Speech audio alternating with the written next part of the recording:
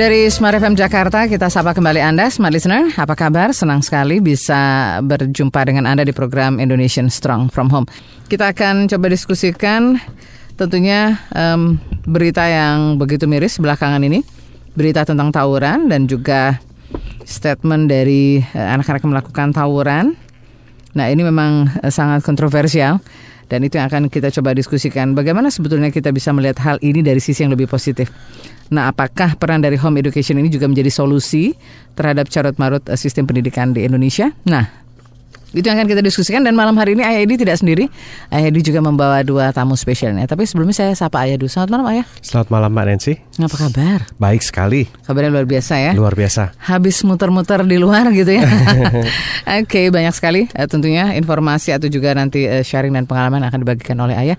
Tapi saya ingin tahu nih, tamu-tamu Ayah yang spesial-spesial siapa aja yang akan kita ajak diskusi juga? Yang pertama itu Pak Joko. Ya, Pak Joko pernah ke sini waktu Betul. itu. Ini saya ketemu yang kedua atau ketiga ya? Yang kedua ya? Yang kedua ya. Jadi kami undang kembali karena Pak Joko ini punya pengalaman yang cukup menarik begitu.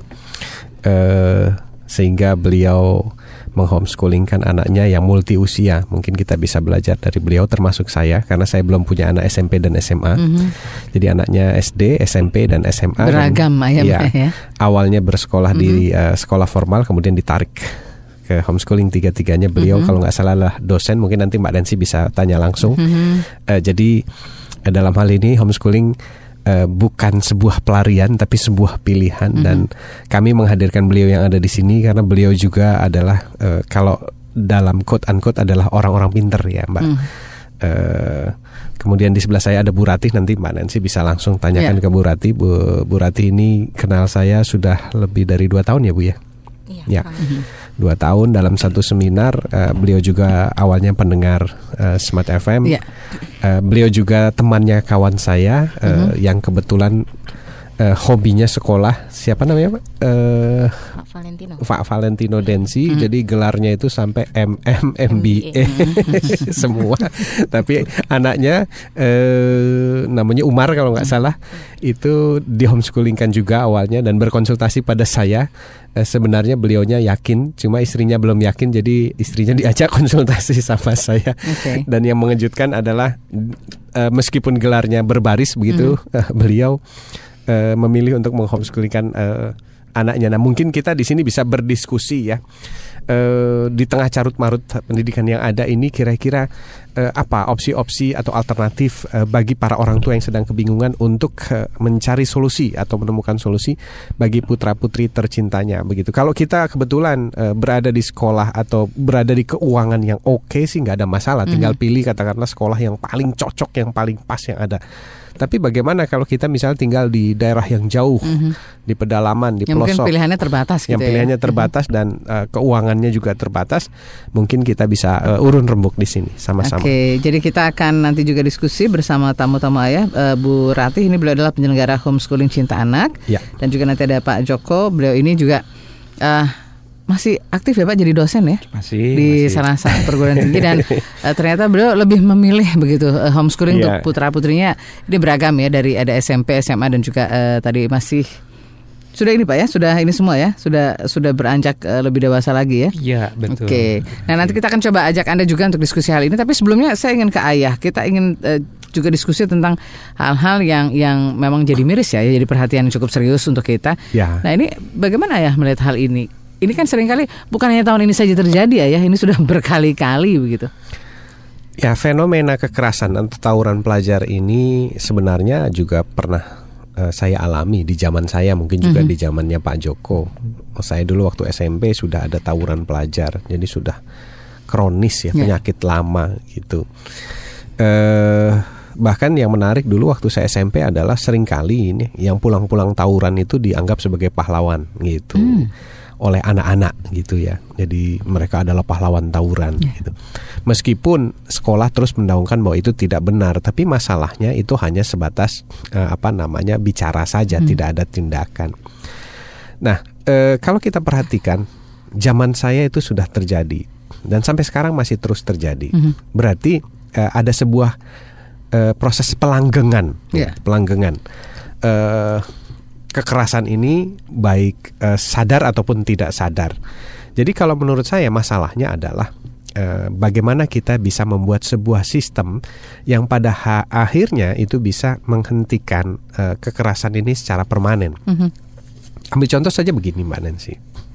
Saya pernah diwawancarai oleh DPR ya. Waktu terjadi kasus di STPDN. Ya saya komentar saya karena memang kekerasan ini diwariskan dari generasi ke generasi. Jadi waktu itu saya ditanya, bagaimana kalau misalnya kita ingin menghentikan kekerasan? Ya harus diputus mata rantainya, saya katakan. Jadi di stop penerimaan APDN sampai nanti semuanya habis. Dan saya katakan kalau perlu semua sistemnya dan orang-orangnya diganti yang baru, yang tanpa kekerasan. Baru itu nanti akan agak mengurangi kekerasan. Nah tapi yang menarik adalah kejadian STPDN waktu itu tidak memberikan hikmah pada kita gitu, karena memang sekolah kita tidak pernah anak-anaknya disuruh mencari hikmah dari sebuah peristiwa, melainkan harus menjawab soal-soal yang sudah ada jawabannya di buku. Jadi anak kita nggak pernah tahu itu bahwa setiap kejadian adalah pelajaran bagi kita semua. STPDN berlangsung dan semua TV menayangkan kekerasan yang sangat luar biasa begitu. Tapi apa yang terjadi? Kalau kita berkunjung sekarang ke SMP itu malah anak-anak SMP sekarang yang dulu zaman saya itu nggak ada. Itu sekarang dilakukan namanya proses pengenalan orientasi kelas lah, kampus lah, ini yang masih kecil-kecil dikalungi sama kacang sama ini sama itu dan belum lagi bentakan-bentakan dari kakaknya. Saya sampai melihat, kebetulan saya tinggal di dekat sekolah ya. Saya sampai melihat geleng-geleng kepala, ya Tuhan, ini apa maksudnya? Kok sekarang sudah sampai SMP? Mungkin nanti tahun depan kalau kita biarkan sampai SD, mungkin TK itu bisa ada orientasi pengenalan murid TK gitu oleh kakak kelasnya. Kan luar biasa ini. Jadi yang ditanamkan di sana adalah sebuah proses contoh-contoh kekerasan yang direkam oleh anak-anak, di mana anak-anak itu daya rekamnya luar biasa sekali, Mbak Nancy. Oke, kalau kita menilik lagi tawuran yang terjadi, apakah sebetulnya ini murni dari katakanlah tadi murid-murid atau siswa sekolah itu, atau justru sebenarnya ada hal-hal lain juga yang menyebabkan hal ini juga bisa terjadi? Banyak faktor yang menyebabkan itu terjadi. Tapi kalau saya lihat adalah waktu zaman saya sekolah lah, saya refleksi zaman saya sekolah gitu. Zaman Pak Joko juga sekolah, mungkin Bu Rati sekolah seangkatan gitu ya, kurang lebih gitu. Saya melihat bahwa sebenarnya sistem kita itu tidak menyentuh esensi wilayah nurani. Hati nurani kita itu nggak pernah disentuh. Kemudian kalau kita bicara akhlak itu pun nggak pernah disentuh gitu. Jadi tidak ada kebanggaan dari siswa-siswa sekolah itu kalau akhlaknya bagus. Jadi di sekolah itu yang disorot itu adalah anak-anak yang nilainya bagus, bukan yang akhlaknya bagus begitu. Ini terbalik dengan sistem pendidikan yang ada di Finlandia. Finlandia itu terbaik di dunia. Kita ada standarisasi kecukupan nilai minimal dari tiap mata pelajaran. Jadi anak-anak itu tiap hari ngejarnya mata pelajaran. Sementara di Finlandia itu tidak ada yang namanya KKM, nilai kecukupan minimal. Kenapa kata mereka? Karena setiap anak itu dirancang berbeda oleh Tuhannya untuk tujuan berbeda. Contoh, ada anak yang tipe Formula 1, ya mereka memang punya kecepatan 350 km per jam. Tapi ada juga anak yang dirancang seperti truk gitu. Dia punya kekuatan daya angkut besar, ya kecepatannya cuma 60 km per jam. Ada lagi sedan gitu, yang cuma mampu mengangkat 4 penumpang, kecepatannya sekian. Jadi masing-masing tipe kendaraan ini nggak bisa diadu di Formula 1. Sementara sistem sekolah kita itu mirip-mirip seperti Formula 1 ya, balapan Formula 1 dengan mobil yang berbeda-beda kan. Jadi hasilnya luar biasa begitu. Yang satu Formula 1 merasa unggul, yang lainnya merasa tersisihkan. Nah, sementara di sisi lain, manusia ini bertindak itu kan ditentukan oleh akhlak ya, atau apa yang ditanamkan pada dirinya yang berhubungan dengan etika perilaku moral. Nah di kita itu tidak ada yang namanya standar etika perilaku moral. Kebalikan dengan di Finlandia itu yang ada adalah standarisasi nasional tentang etika perilaku moral. Jadi kalau misalnya seorang anak punya perilaku moral yang tidak baik, maka tidak diluluskan oleh sekolah dan Anda tidak berhak menjadi anak Finlandia gitu. Jadi prideness sampai seperti itu ya. Prideness-nya orang Finlandia itu tinggi banget. Itulah mengapa kemarin saya sampai angkat di Facebook ya. Kebetulan saya lagi ngobrol sama Santal, presenternya salah satu TV. Saya katakan Finland itu terbaik karena begini. Langsung beliau menimpali. Oh ya ayah, saya pernah itu dikirim sama perusahaan saya ke sana gitu. itu kejadiannya adalah katanya di sana, bukan katanya. Jadi kita tuh mau ninggalin mobil kan harus dikunci ya kalau di sini ya. Di sana nggak perlu dikunci. Udah gitu kamera tuh yang biasa kita tenteng-tenteng takut hilang, di sana suruh taruh aja di mobil, nggak akan hilang katanya. Dan memang nggak hilang gitu. Jadi luar biasa sekali kalau begitu, Mbak. Di sini mungkin meleng dikit udah ada ya. Mobil dikunci aja dipecah kacanya kan gitu. Apalagi kita taruh benda-benda berharga gitu, Mbak Nancy.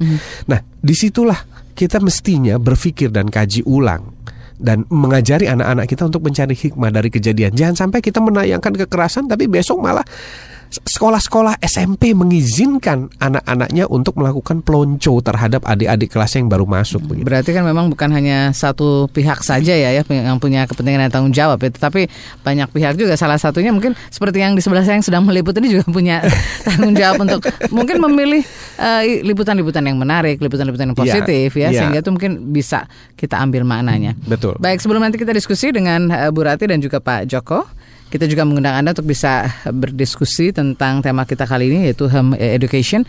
Apakah ini menjadi satu pilihan untuk bisa menghadapi carut-marutnya sistem pendidikan yang ada di Indonesia?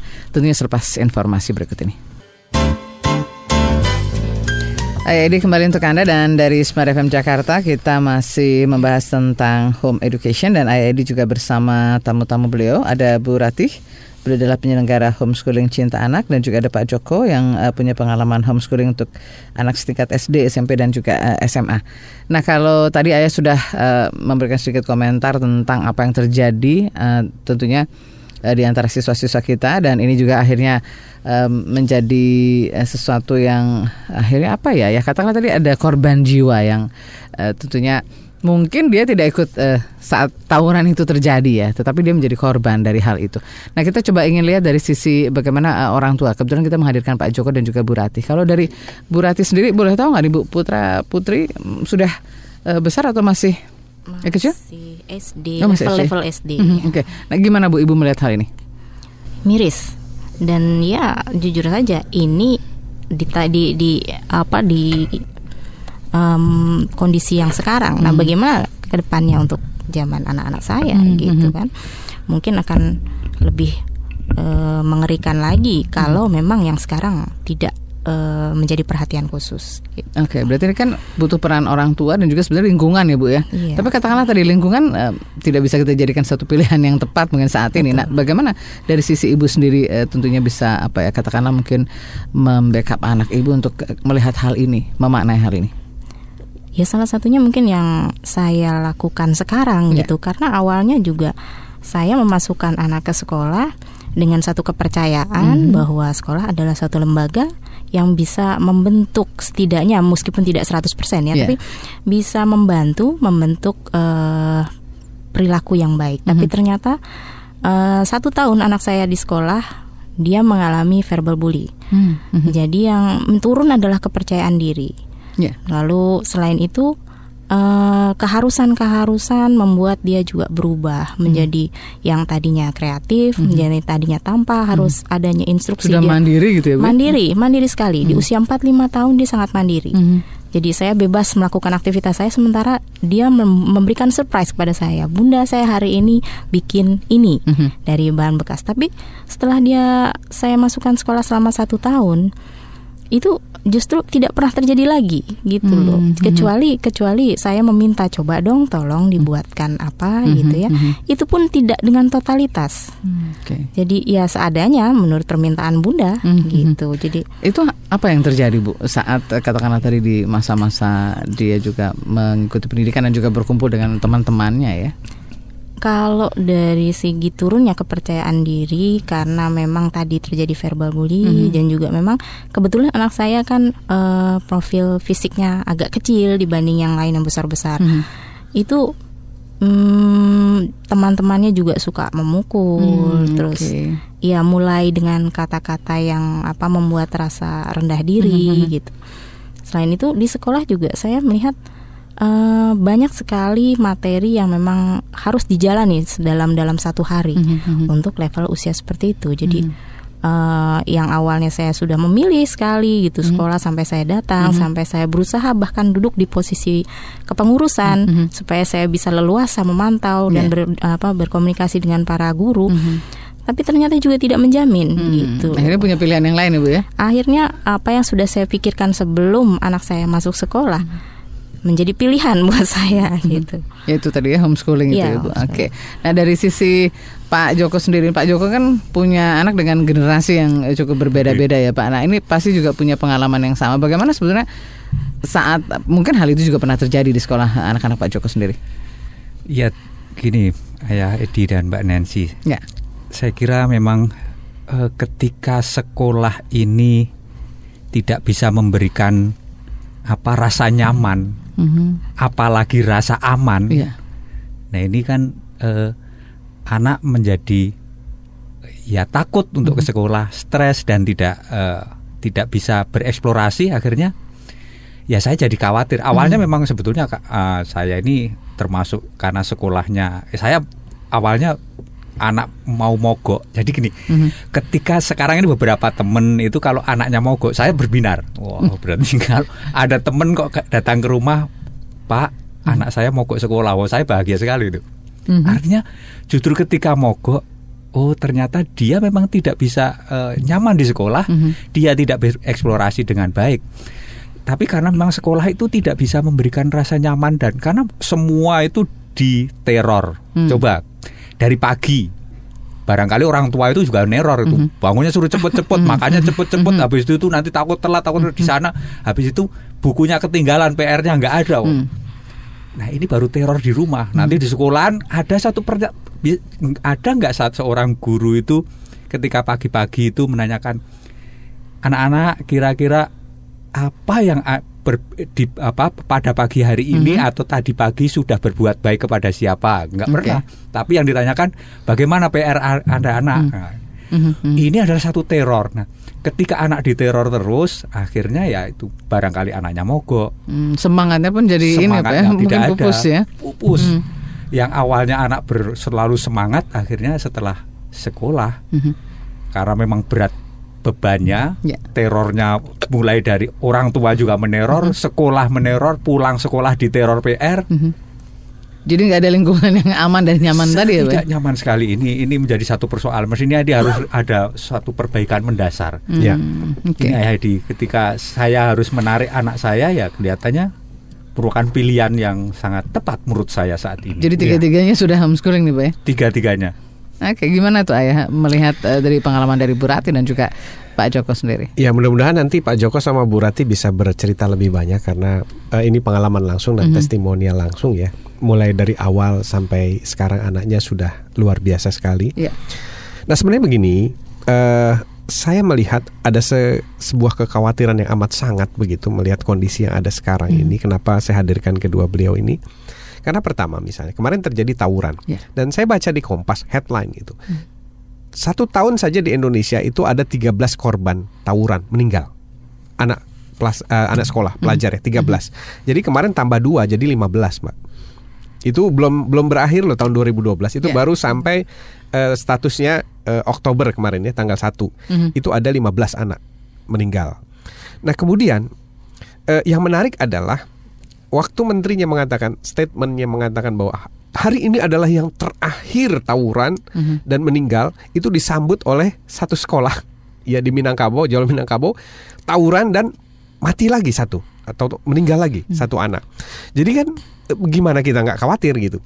Nah kemudian salah satu media itu melansir berita bahwa ada statement dari petinggi pendidikan Indonesia mengatakan bahwa boleh memukul di sekolah asalkan tidak berlebihan. Wah, ini kan sangat membuat kita bertanya-tanya begitu. Tambah mengkhawatirkan. Artinya kan ini memberi restu, oh boleh gitu dan kita sadar bahwa anak-anak itu sebenarnya kan meniru pattern atau contoh-contoh yang ada yang dia lihat. Kemudian statement berikutnya adalah untuk mengatasi tawuran itu maka jam belajar akan ditambah. Itu dilansir oleh sebuah media gitu. Kita sebagai orang tua, saya bukan sebagai praktisi, sebagai orang tua kan melihat, loh kok solusinya itu gitu. Semakin padat begitu ya. Iya, padahal barusan Pak Joko memberikan penjelasan bahwa anak merasa tidak nyaman, merasa tidak aman dan terjadi berbagai macam kekerasan mulai dari rumah sampai sekolah sampai dia pulang dan mungkin di jalanan. Tapi kenapa solusinya menambah jam belajar gitu? Apakah itu sistemik gitu? Nah, ini. Nah, kemudian dari semua yang ada ini kita dibingungkan tentang lalu bagaimana dengan kondisi yang seperti ini. Sedangkan kita semua kan berharap pada negara untuk menata sebuah proses pembuatan atau pencetakan pencetakan generasi bangsa yang luar biasa begitu. Nah, ini loh yang menjadi kekhawatiran kita. Kenapa kita angkat tema ini, supaya kita bisa berpikir jernih pertama. Yang kedua, tenang dan mencari alternatif. Seperti apa sih yang bisa kita solusikan dalam kasus ini? Jangan sampai nanti orang memikirkan anak berangkat sekolah itu persis seperti mau berangkat ke medan tempur, Mas Joko. Perasaan orang tua juga khawatir, cemas gitu ya. Nak berdoa dulu ya nak, gitu ya. Jangan-jangan nanti kamu tinggal pulang nama kan. Ya ini sebuah joke, tapi ya kenyataan kan. Kita lihat gitu, ada 13 plus 2 korban. Belum sampai akhir tahun 2012, kita lihat nanti apakah 2012 ditutup lagi dengan tawuran kan begitu. Nah, yang kita inginkan, yang kita harapkan melalui urun rembuk ini adalah jika seandainya institusi yang kita harapkan tidak melakukan apapun yang secara sistematik untuk mengatasi masalah ini, ya seperti Stephen Covey pernah bilang dalam bukunya Seven Habits, nggak usahlah berharap pada orang lain, tapi apa yang bisa kalian upayakan. Jadi level dari circle, hal yang mungkin kecil ya, lingkungan yang kecil. Apa yang kita bisa lakukan itulah yang menjadi fokus. Jangan berpikir seandainya. Tidak akan datang seandainya kalau kita tidak memulainya. Kalau hanya di seandainya kita nggak ada action juga ya. Persis begitu kira-kira. Tapi saya mau action dulu. Kita mau break dulu. Kita lewatkan dulu beberapa informasi berikut dan pastikan Anda juga masih bersama kami. Kita masih diskusi tentang tentunya bagaimana kita menyikapi hal ini agar ini tidak membingungkan. Kalaupun tadi belum dapat solusi yang tepat, seperti apa sebetulnya orang tua melihat hal ini dan menemukan solusinya. Kita masih bicara tentang home education. Selepas informasi berikut kita akan segera lanjutkan. Kita masih bersama Anda dari Smart FM Jakarta dan kita juga menyapa Anda dimanapun Anda berada melalui seluruh jaringan Smart FM Network, dan pastikan Anda juga bisa diskusi karena line telepon maupun line SMS kita buka untuk Anda.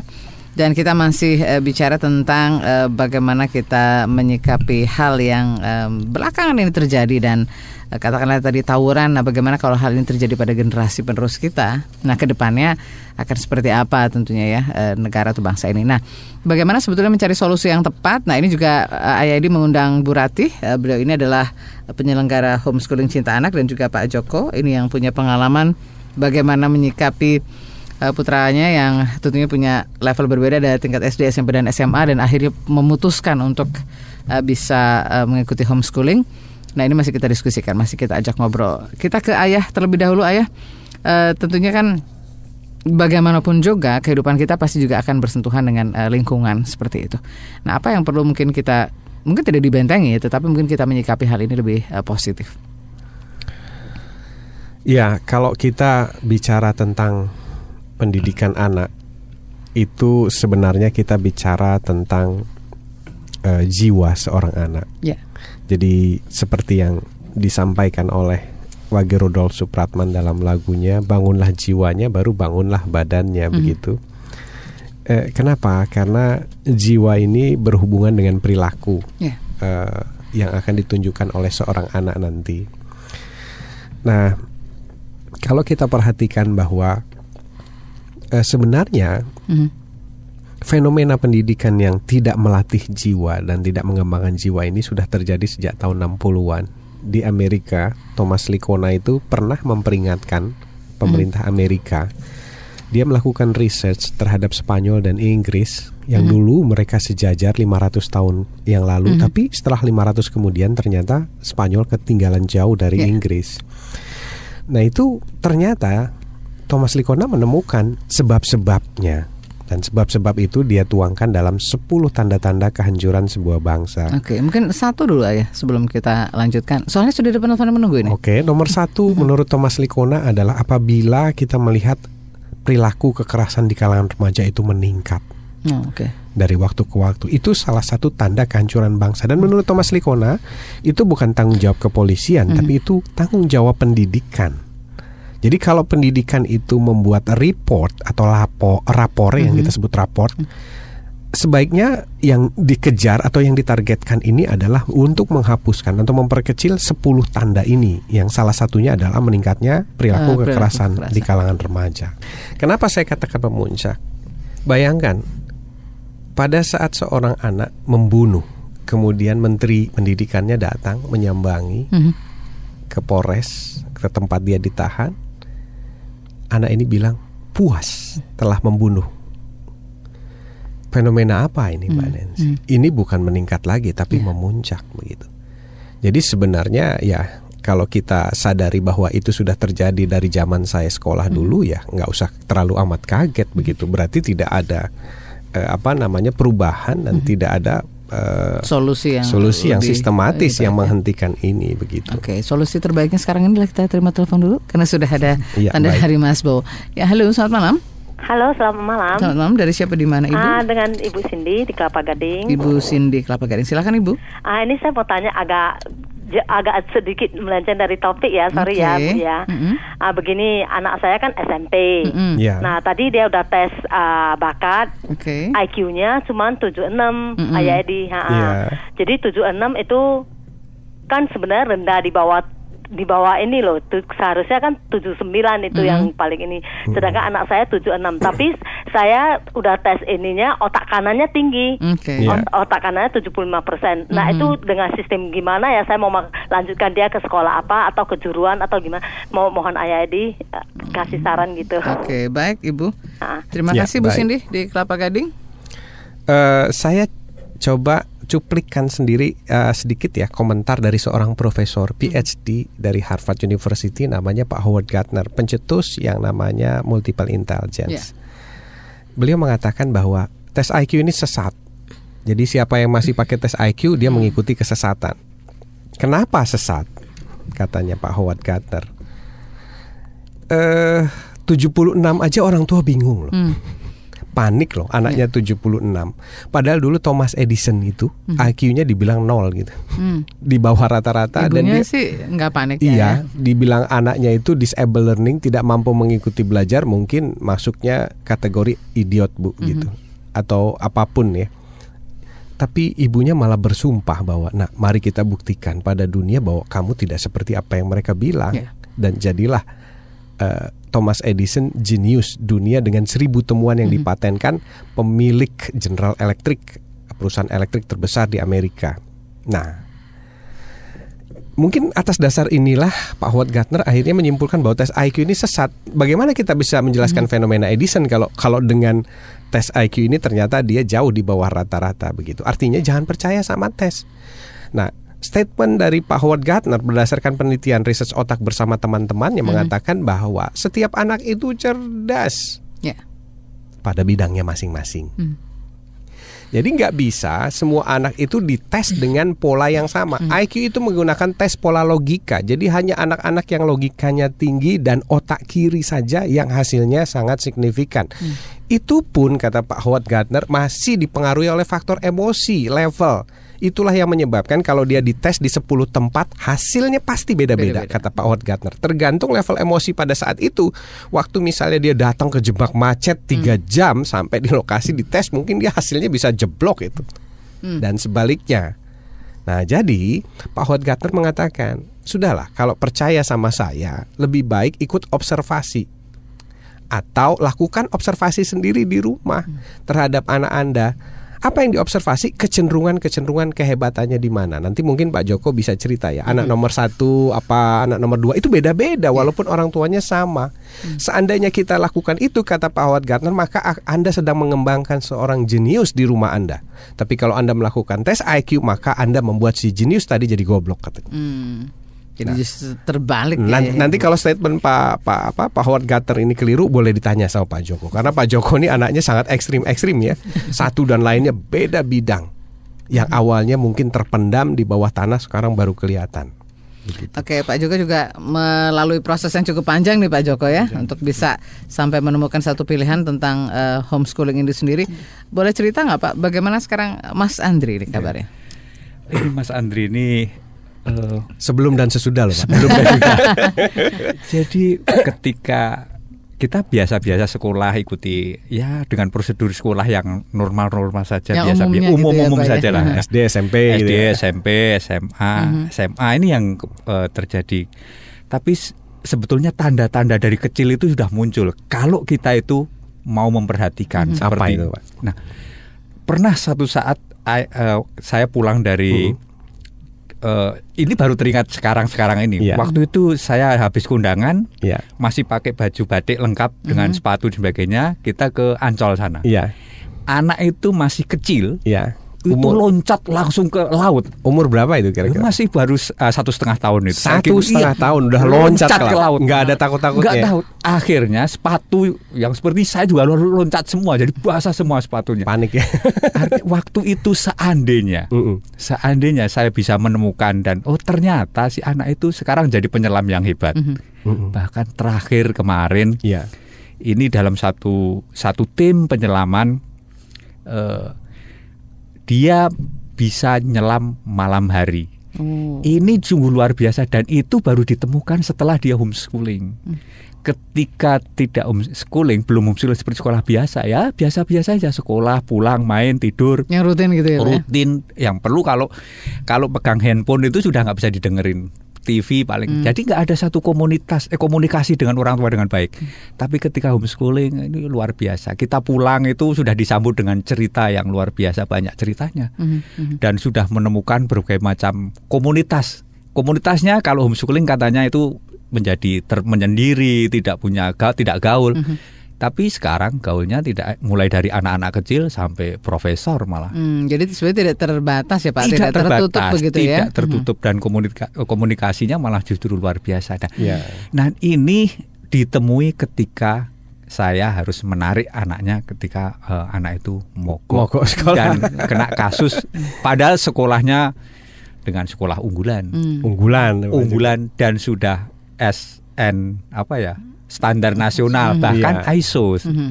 Tapi perilaku kekerasan, menangani perilaku orang ISO ya. Mungkin ya itulah.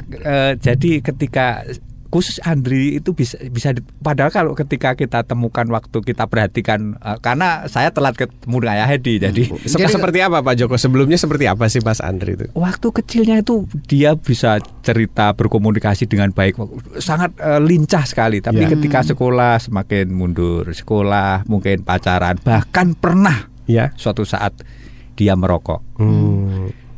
Ini supaya fair, artinya di sekolah yang sebetulnya dalam suatu komunitas yang sangat terjaga itu bisa melatih untuk merokok karena teman-temannya merokok. Yang katanya unggul gitu. Katanya unggul. Bahkan terakhir itu setelah ada kasus-kasus kalau cuma tawuran itu teman-teman saya dulu sudah pada bawa senjata. Baru sekarang ini ngomong seperti itu. Nah, artinya betapa mengerikannya perilaku anak-anak. Saya belum lagi nanti yang pergaulan yang tidak benar. Ini baru merokok saja udah berarti. Dan itu menjadi satu waktu itu ketika saya menemukan rokok di tasnya. Itu luar biasa. Ini kenapa? Tapi sekarang karena penyelam pasti sudah dilepas. Bebas rokok ya? Bebas rokok. Biar kuat nafas. Artinya ini sudah menemukan, tetapi proses penemuannya itu sungguh luar biasa. Ini, Pak, ya, butuh waktu yang panjang. Faktor yang tersulit itu apa Pak waktu itu Pak? Komunikasi jadi sulit sekali untuk komunikasi, menemukan sebetulnya. Maunya waktu itu saya gitu ya, ketika waktu dia mogok sekolah itu saya emosi juga loh. Ini gimana kok jadi mogok sekolah? Jadi apa, gitu? Mau jadi apa? Terus dia tidak ngomong, yang penting tidak mau sekolah. Dia sensitif ya, sensitif cepat sekali. Marah ya. Tidak pernah bisa komunikasi dengan baik.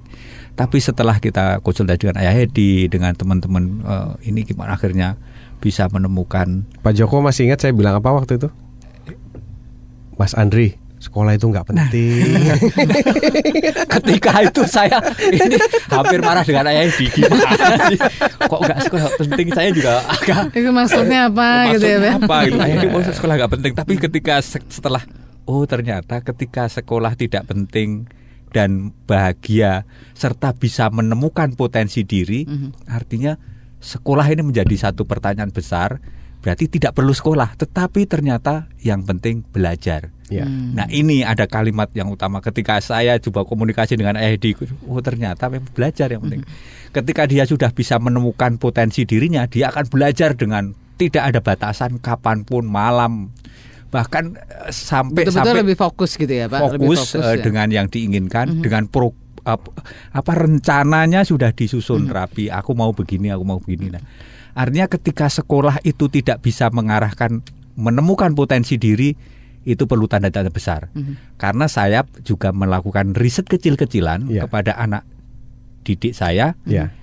Ketika si anak itu tidak bisa menemukan aku mau jadi apa, tidak bisa merumuskan mau jadi apa, ini merupakan kegagalan pendidikan menengah, baik menengah atas maupun menengah pertama maupun sekolah dasar, karena tidak pernah merumuskan mau jadi apa. Nah, ketika anak tidak bisa merumuskan mau jadi apa, ya mungkin ya mau jadi ya tawuran, karena kita tidak punya rencana kerja di sekolah itu. Dia hanya pelajaran yang bebannya berat tadi, yang teror-teror tadi, itulah yang sebetulnya merupakan kegagalan pendidikan kita. Mungkin karena kita nggak punya tujuan yang jelas ya Pak. Sebenarnya hidup kita ini mau apa nih, visi dan misinya seperti apa. Tapi saya jelas nih, kita break dulu.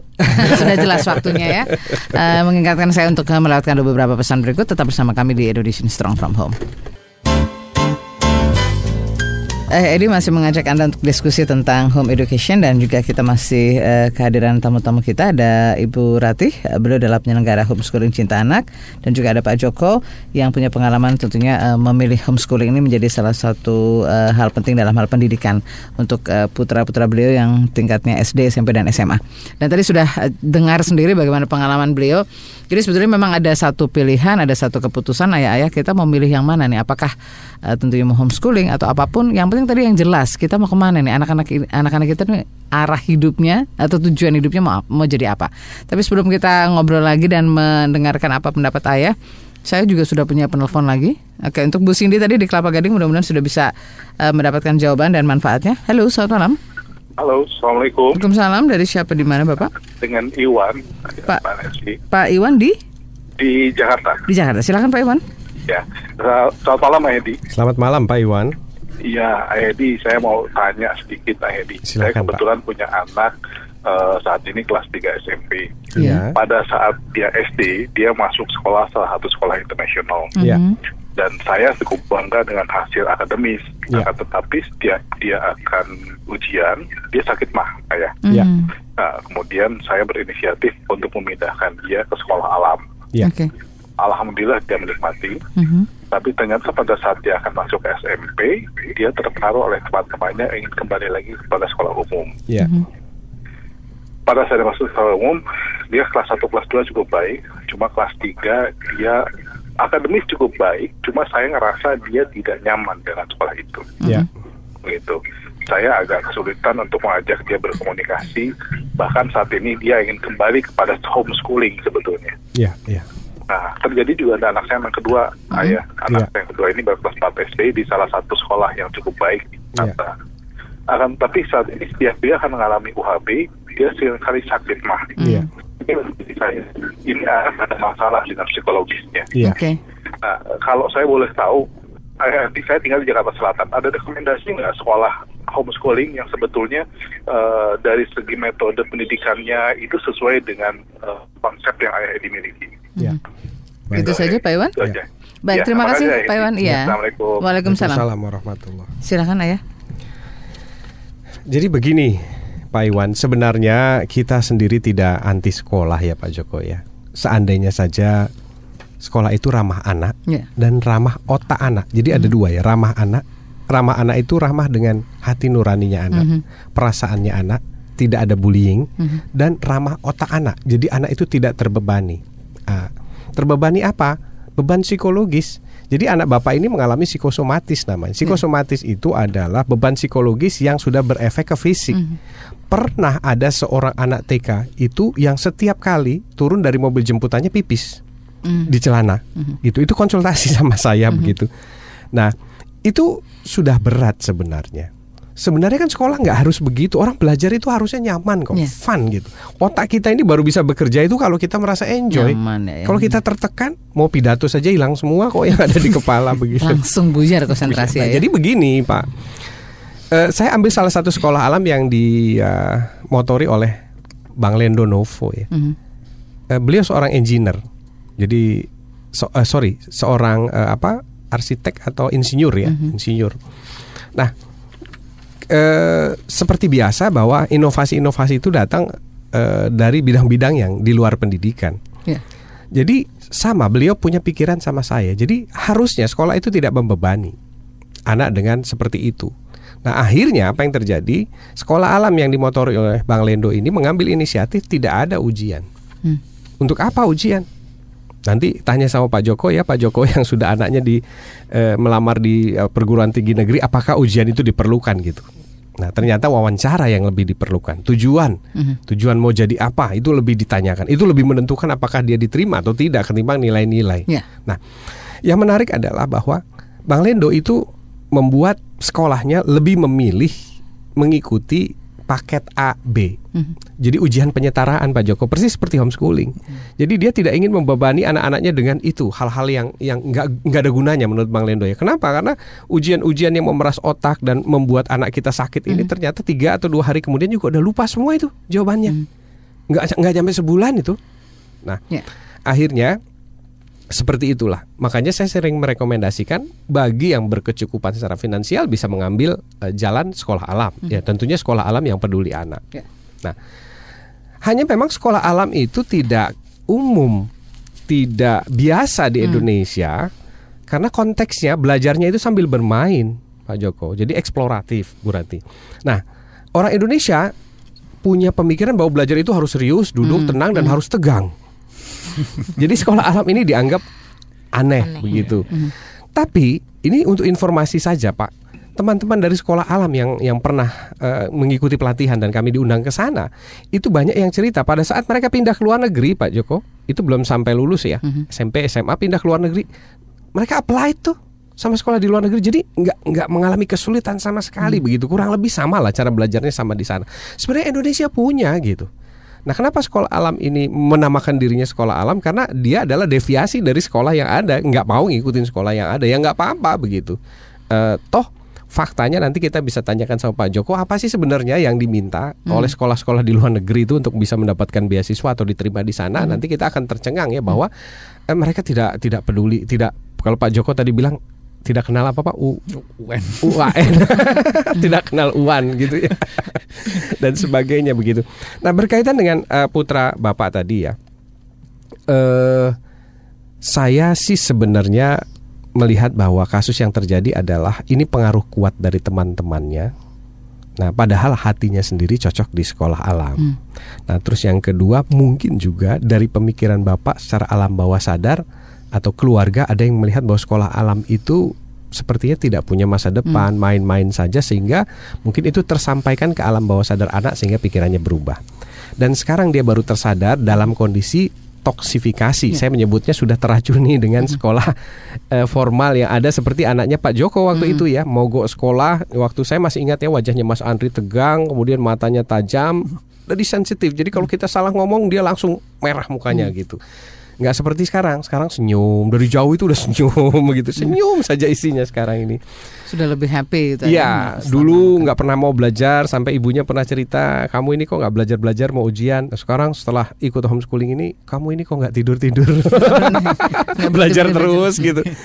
Nah kalau pertanyaan mengenai homeschooling Pak yang cocok itu, saya sih berpikir ya Pak, kalau seandainya Bapak tidak cukup punya waktu, lebih baik mungkin ke sekolah alam gitu. Dipilih sekolah alam yang kira-kira ramah anak dan ramah otak. Tapi kalau memang Bapak berniat homeschooling, nah homeschooling itu tidak ada formalitasnya. Jadi homeschooling itu adalah keinginan individu. Nah nanti kita bisa tanya bagaimana Pak Joko menyelenggarakannya dan bagaimana Bu Rati menyelenggarakannya. Nah Bu Rati sama saya ini kebetulan sama usia anaknya, jadi nyelenggarainnya bareng. Nah jadi sebenarnya inisiatif orang tua. Jadi kalau formal lagi namanya schooling lagi itu. Bu, dari pengalaman Bu Rati sendiri gimana Bu memutuskan untuk akhirnya putra Ibu menjalani ini ya, home education atau homeschooling itu sendiri? Iya, karena memang anaknya sendiri nggak mau. Ya nggak mau sekolah, benar-benar nggak mau sekolah. Dan saya sendiri istilahnya mungkin refleksi ya, lebih refleksi ke masa saya dulu, bagaimana saya merasa tertekan dengan ujian-ujian yang nggak menikmati karena setelah ujian tuh udah hilang semua. Sekarang juga nggak tahu ya Bu, kita mau ingat apa lagi? Untuk apa juga nggak tahu, nggak kepake juga semuanya gitu loh. Setelah saya pikir lagi, ya benar, untuk apa saya memaksa anak saya kalau saya dulu sendiri merasa terpaksa gitu. Yang saya inginkan adalah anak saya bahagia. Untung Novel punya sikap ya Bu ya. Ya, dia bilang nggak mau. Punya sikap tidak mau sekolah gitu ya. Waktu itu dia bilang, abang mau sekolah sama bunda aja, gitu. Ya awalnya saya bingung, tapi sebelumnya saya memang sudah istilahnya melirik ayah ini nih. Saya dari jauh udah, aduh, kayaknya saya harus punya apa ya, istilahnya mungkin backup gitu ya, seorang praktisi yang mungkin bisa saya ajak sharing untuk apa itu ya. Ya karena yang berat ini ya Bu ya, pandangan masyarakat ya, keluarga terutama ya Bu. Berat sekali. Saya dianggap orang aneh. Terus ya itu, anak saya bilang tidak mau, ya sudah, saya berpikir intinya saya ingin anak saya bahagia. Dan satu hal yang orang sekolah, sudah sekolah selesai, ya sudah, mereka tidak mau belajar lagi atau tidak berusaha mencari tahu apa yang dia suka. Jarang sekali gitu orang melakukan itu. Saya berpikir saya ingin anak saya itu menjadi orang yang senang belajar. Jadi selalu punya semangat ya Bu, rasa ya, ingin tahunya itu terus. Saya tertarik tuh sama statementnya Bu Ratih tuh. Jadi ponakan saya kan sekolah nih, rata-rata kan dia juara Pak Joko, ranking 1, ranking 2, paling rendah ranking 3. Terus cerita ke saya kan biasanya ngasih angpau gitu ya, karena juara gitu. Tapi saya sering nyentil karena anak saya kan homeschooling gitu ya. Saya sentilnya gini, terus kalau kelas 3 bisa apa? Karena kan yang manusia nanti pada saat di kehidupan nyata kan yang ditanya itu bisa apa loh? Bisa apa? Pak Joko bisa apa? Mas Andri bisa apa? Mas Rian bisa apa kan? Bukan Pak Joko nilainya berapa kan kayak gitu. Oke, baik. Saya tanya bisa apa itu? Ya bapaknya, ibunya, anaknya diem aja gak bisa jawab. Tapi saat ini saya bisanya adalah kita take a break for a while lagi ya, karena waktunya saya juga melewatkan ada satu informasi yang akan kita ikuti di pukul 21, dan pastikan Anda juga masih kembali untuk kita di 1 jam berikutnya di Indonesian Strong from Home. Indonesian Strong from Home sesaat lagi akan segera kembali.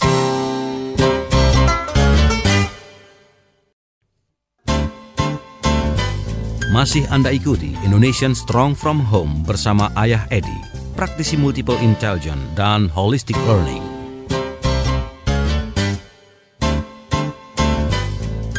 Indonesian Strong from Home masih menyapa Anda, dan kita sudah berada di 1 jam berikutnya. Saya juga punya satu informasi, dan ini juga mungkin bisa jadi salah satu solusi bagaimana kita lebih memahami anak kita. Karena Ayah Edi kan hadir di Semarang. Ini dalam parenting seminar bersama Ayah Edi, yaitu membebaskan anak dari stres di era hyper competition. Ayah Edi akan hadir di Borobudur Grand Ballroom Santika Premier Hotel Semarang pada Sabtu 6 Oktober 2012 dari pukul 9 sampai dengan 12 waktu Indonesia Barat. Dan Anda bisa tentunya mendapatkan informasi lengkap dan langsung mendaftarkan diri ke tiket box dan info lengkapnya di 024 67 01 777. Jadi sekali lagi di 024 67 01 777. Tempat sangat terbatas, jadi tentunya Anda bisa segera saja mendaftarkan. Untuk Platinum ini seharga Rp250.000, akan mendapatkan banyak tentunya hadiah, dan yang pasti nanti akan mendapat kesempatan untuk bisa sharing session ya bersama Ayah Edi setelah makan siang. Itu info yang saya dapat dari Mbak Vero. Ya. Dan untuk goldnya ini di Rp175.000. Jadi Anda bisa langsung hubungi untuk bisa bertemu dengan Ayah Edi pada Sabtu 6 Oktober 2012 ya. Ya, jadi sharing sessionnya saya akan men-sharingkan anak-anak yang sudah saya bimbing. Dan salah satunya Nia sudah jadi Director of Choreography di Los Angeles. Itu ikut bimbingan saya sejak SMP kelas 3. Betul, dan itu kita wawancara sebelum berangkat wawancara ya. Sebelum berangkat, dan itu sama sekali nggak ada stres-stresnya. Senyum terus sampai sekarang. Persis seperti Mas Andri setelah mengikuti proses pembimbingan ya Pak Joko ya, yang sebelumnya itu dia sudah menemukan gitu, ya, panggilan hidupnya keras gitu, sekarang ya senyum aja dari jauh dah. Senyum. Dan yang menarik adalah bahwa sebenarnya untuk menjadi sukses itu nggak perlu stres. Gitu. Makin bahagia, makin banyak senyum, makin dekat ke sukses, dan ini sudah terbukti oleh puluhan anak-anak yang kami bimbing. Baik, kita masih diskusi dengan Ayah Edi, dan untuk Anda yang ingin bergabung di line telepon nanti pada sesi berikutnya baru kita buka kesempatan. Dan Anda sekali lagi yang ingin mendaftar untuk bertemu dengan Ayah Edi di Semarang, silakan hubungi langsung 024 67 01 777. Kita tadi masih ada pertanyaan Dari Pak Iwan ya, bagaimana sebetulnya kita bisa memilih sekolah dan bagaimana anak itu bisa menjadi lebih menikmati ya kehidupannya dan juga proses dari pembelajaran itu. Nah mungkin Pak Joko bisa sharing tentang bagaimana waktu Mas Andri mogok gitu ya. Ya lengkap Pak Joko itu. Lalu apa yang dilakukan oleh Pak Joko pasti dan Ibu untuk bisa menyikapi hal ini? Iya, terima kasih. Ini saya kira ada Andri, ada Rian, terutama Yuda. Itu tiga-tiganya punya spesifikasi yang berbeda-beda. Saya luar biasa ini dititipin.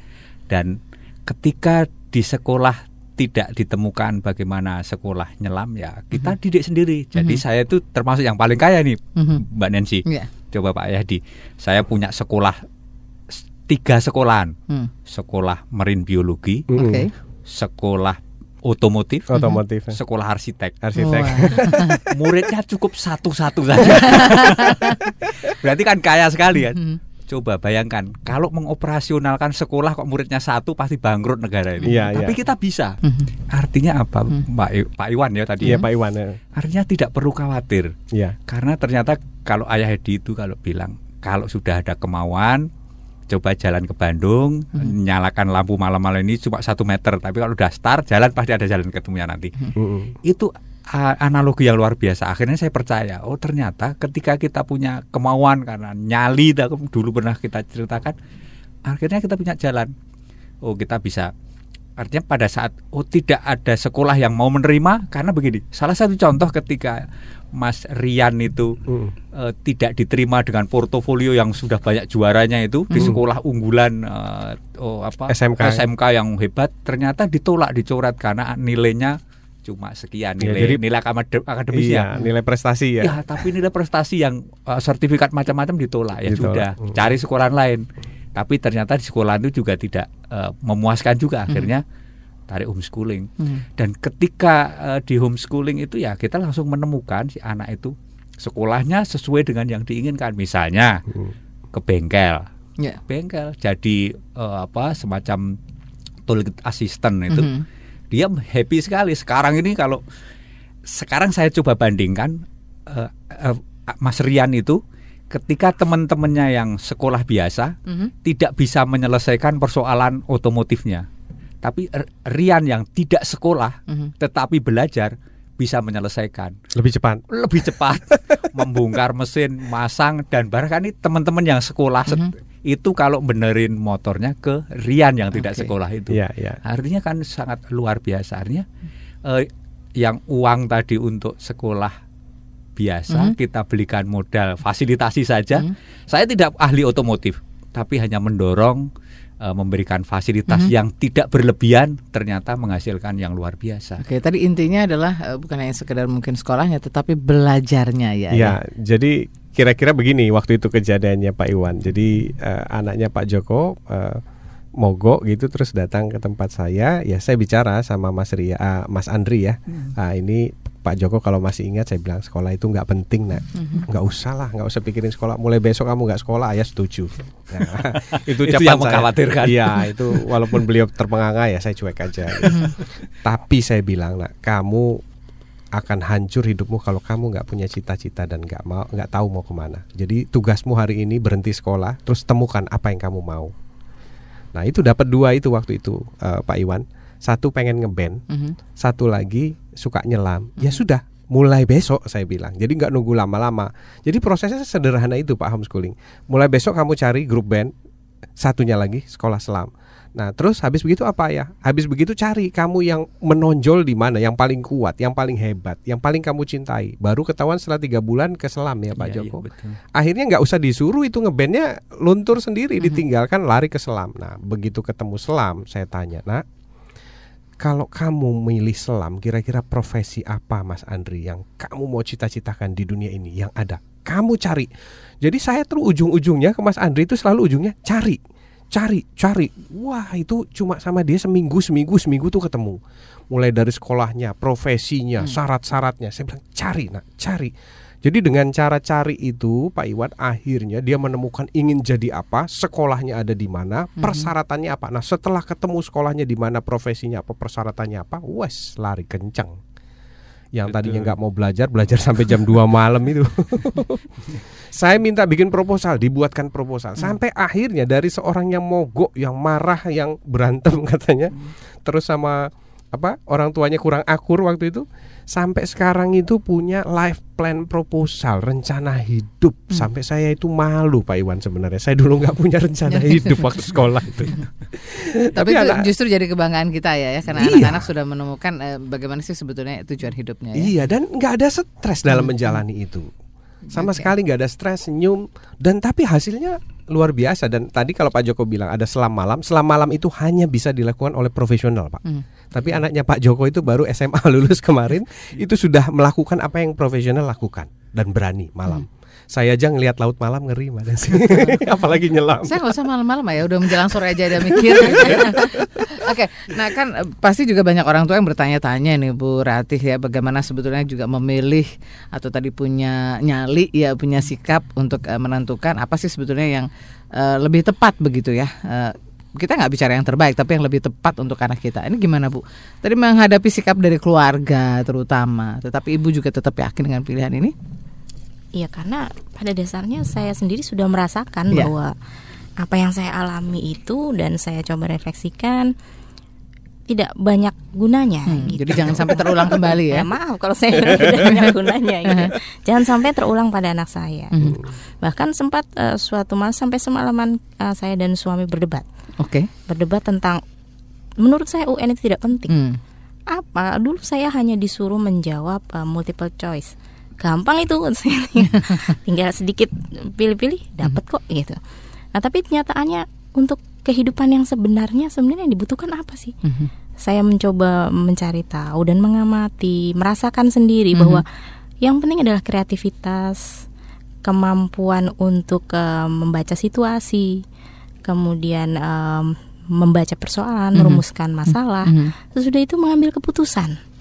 Itu adalah hal yang paling sulit ternyata. Dan itu tidak pernah diajarkan di sekolah.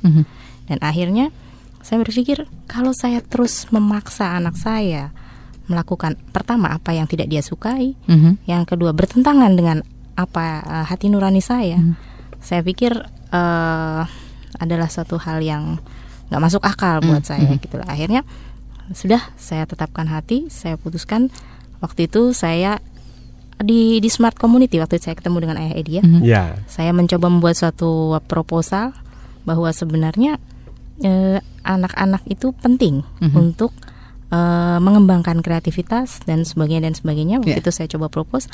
Akhirnya kita ketemu, kita bicara panjang lebar, ya sudah kita sepakat untuk sama-sama memilih homeschooling gitu, karena memang kita kebetulan punya idealisme yang sama. Oke, tapi kan banyak orang tua juga masih mempertimbangkan. Padahal kita juga sudah sering ya menjelaskan, menyampaikan seperti apa homeschooling itu, lalu prosesnya. Tetapi ini juga masih jadi pertanyaan gitu. Karena kan ternyata salah satunya adalah butuh nyali ya, kata Pak Joko tadi. Betul. Gimana tuh Bu menjawab hal ini? Ya kalau menurut saya memang bukan hanya sekedar nyali, tapi itu benar-benar didasarkan pada satu keputusan. Karena kita mengambil alih seluruh tanggung jawab pendidikan itu di tangan orang tua. Jadi kalau orang bertanya apakah bagaimana secara saya mendaftar homeschooling misalnya, ya saya tidak bisa memberikan persyaratan apapun kecuali saya bertanya balik alasan bapak atau ibu memilih homeschooling itu apa. Yang kedua, apakah memang bapak dan ibu mampu atau mau berkomitmen bertanggung jawab terhadap pendidikan anak bapak dan ibu. Itu yang paling penting menurut saya. Jadi dua hal yang memang mendasar yang perlu dijawab dulu ya sebelum tentunya hal ini bisa dilakukan oleh para orang tua ya. Jadi keputusan bukan pelarian. Oke, baik.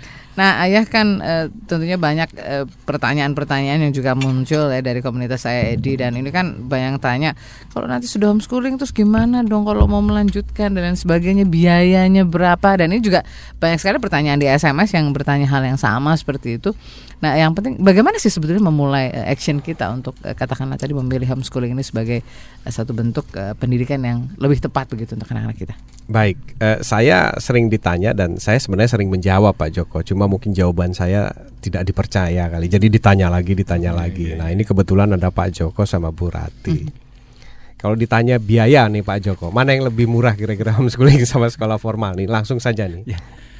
Saya kira kalau setelah saya lakukan ini ternyata jauh lebih murah. Tuh, jauhnya tuh sampai begitu ya. Jauh. Gini. Sekarang gini, coba hitung-hitungan, artinya hitung-hitungan ketika dari sisi hasil.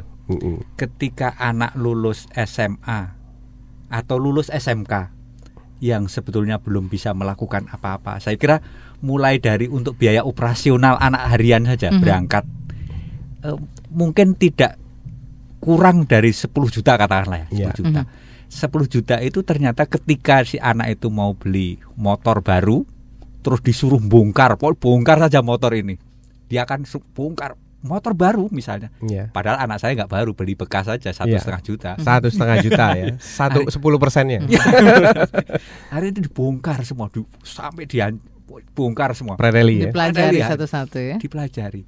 Ketika sekolah STM atau SMK yang itu belum tentu dilakukan seperti itu. Tapi ketika dia sudah membongkar, berhasil melakukan menyatukan lagi, gagal pasti. Tapi ketika dia sudah melakukan dengan harga yang sangat minim tadi, jauh lebih murah setelah dihitung-hitungan. Padahal dia di rumah terus. Bahkan kalau perlu dia ke bengkel, ke tetangganya saja, tidak jauh-jauh. Artinya itu dari sisi untuk operasional praktek. Kalau di sekolah biasa sudah bayarnya mahal, di sekolahan itu cuma teori. Anak saya pernah BT mengatakan begini, ya saya tidak berangkat hari Sabtu karena aku punya proyek personal untuk membongkar motor ini. Karena di sekolah hanya diajari ini aki, nanti kalau plus minus dipasang, dan hanya teori karena akinya tidak hidup. Artinya tidak nyata. Padahal kalau di homeschooling benar nyata. Kalau perlu lari ke bengkel, lari ke tukang kelas dan sebagainya. Itu baru biaya nyata ya Pak Joko. Belum biaya mental ya.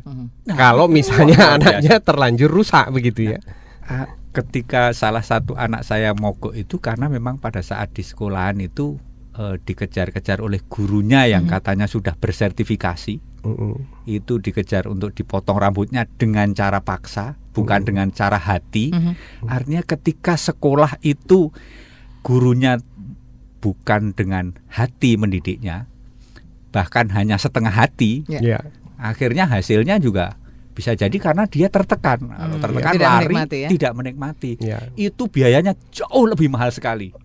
Kalau seandainya dia stres, dia tertekan, pasti harganya ya untung nggak masuk ke rumah sakit jiwa. Kalau rumah jiwa, coba bayangkan. Lebih berapa lagi ya Pak ya biaya yang jauh lebih mahal. Untung bisa balik ya Pak. Tapi kita masih nggak setengah-setengahnya ya. Kita masih akan diskusi lagi di 3 sesi berikutnya. Tetap bersama kami di Indonesian Strong from Home. Indonesian Strong from Home sesaat lagi akan segera kembali.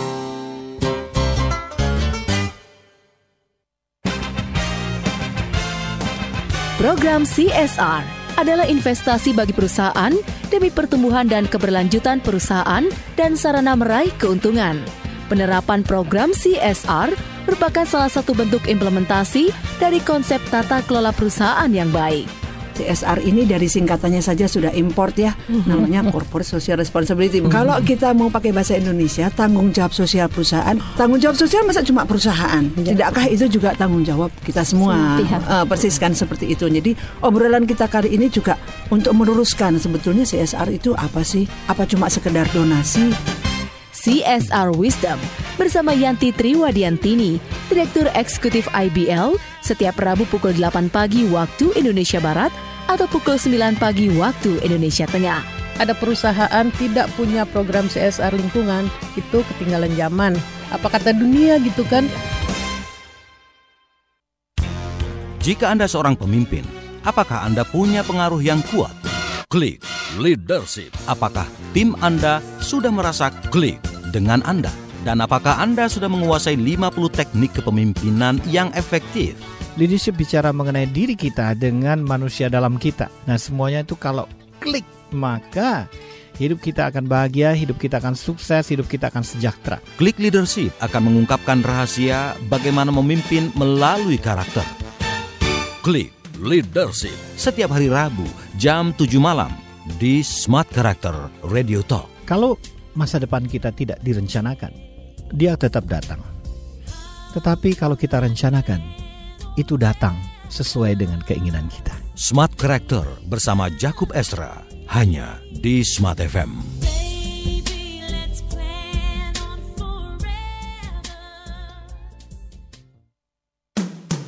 They call it news, knowledge, business information, wisdom, inspiration, but we call it smart. Smart FM, the spirit of Indonesia.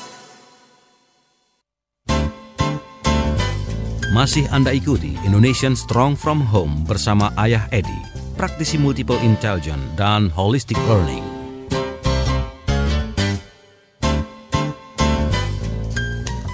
Ayah Edi dan juga para tamu yang kita ajak diskusi di tema kita kali ini tentang home education. Masih ada Bu Ratih, penyelenggara homeschooling Cinta Anak, dan juga ada Pak Joko yang punya pengalaman tentunya memilih homeschooling ini ya kepada putra-putranya. Dan kita juga masih mengingatkan Anda bahwa Ayah Edi akan hadir di Semarang, tepatnya hari Sabtu ini ya? Sabtu ya. Betul, tanggal 6 Oktober 2012. Nah ini Anda masih punya kesempatan, seperti yang disampaikan Mbak Vero di Semarang, bahwa masih ada kesempatan untuk Anda bisa mendaftar dan langsung nanti mengikuti seminar Ayah pada 6 Oktober di Borobudur Grand Ballroom, Santika Premier Hotel Semarang di Jalan Padanaran nomor 116 sampai 120. Dan ini akan diselenggarakan pada pukul 9 sampai dengan 12 waktu Indonesia Barat. Dan tempatnya sangat terbatas, jadi pendaftaran bisa ditutup sewaktu-waktu bila sudah memang mencukupi. Nah, ini mumpung masih ada kesempatan, Anda bisa hubungi langsung tiket box dan info selengkapnya di 024 67 01 777 024 67 01 777. Dan Ayah Edi akan berbagi tentang bagaimana membebaskan anak dari stres di era hyper competition. Dan ini dipersembahkan oleh Smart FM Semarang. Jadi pastikan Anda bisa bergabung. Ini ada 2 investasi menarik yang ditawarkan. Bila Anda memilih Platinum, ini seharga Rp250.000. Ini akan tentunya mendapatkan sharing session nanti setelah jam makan siang. Sementara untuk Gold yang Rp175.000, ini tidak ada sharing sessionnya ya. Jadi gunakan kesempatan Anda memilih yang mana nih. Dan kita akan juga membacakan beberapa SMS yang ada dan menerima telepon.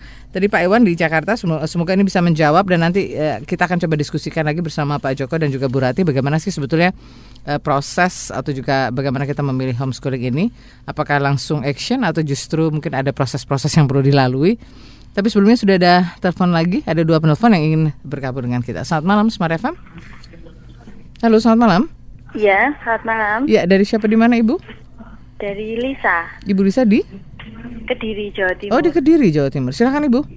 Iya, mau tanya, itu cara memilih homeschooling tuh gimana? Terus, terus sama mau tanya Ayah Edi itu apa menyelenggarakan homeschooling juga? Anak Ibu usia berapa, Bu? Usia 7 sama 6. 7 sama 6 tahun ya, sama seperti anak saya. 7 tahun sama 6 tahun. Baik. Ya. Ada lagi, Bu? Sama mata pelajaran di homeschooling itu apa aja? Mata pelajarannya apa saja ya? Baik, itu saja Bu Lisa. Iya. Baik, terima kasih Bu Lisa sudah berbagi dengan kita. Senang bisa menyapa Kediri. Kita ke penelpon berikutnya lagi. Selamat malam Smart FM. Malam Smart. Iya, dari siapa, di mana Pak? Dari Pak Taufik. Silakan Pak Taufik. Assalamualaikum Ayah, Pak Joko, Bu Ratih. Ini Ayah berkaitan dengan carut marut Ayah. Ada satu pengalaman. Ya. Kemarin akhir pekan kita pergi sekeluarga ke satu kota. Ya. Pada saat bermain di playground, Fayaz kan dengan Akila tertib Ayah. Iya. Ada satu anak itu menghalangi bermain di playground. Sering itu Pak, saya alami Pak. Ininya jangan menghalangi jalan, di belakang orang ngantri. Saya kaget Ayah, dia mendelik kepada saya, anak kecilnya di bawah 6 tahun. Anak kecil itu Pak ya? Anak kecil mendelik, saya, saya bilang kalau di profesi saya ini sudah habis, gara-gara anak-anak saya udah diam aja lah. Satu lagi, kedua, pada saat dia berbalik Ayah, saya lihat pakai baju sekolah, dan itu label agama, na'udzubillah min zalik. Jadi berkaitan dengan itu semua Ayah, mungkin ke Bu Ratih sama Pak Joko, ini kan orang tua kadang-kadang sudah sebenarnya secara pribadi risau, galau sama carut marut yang ada.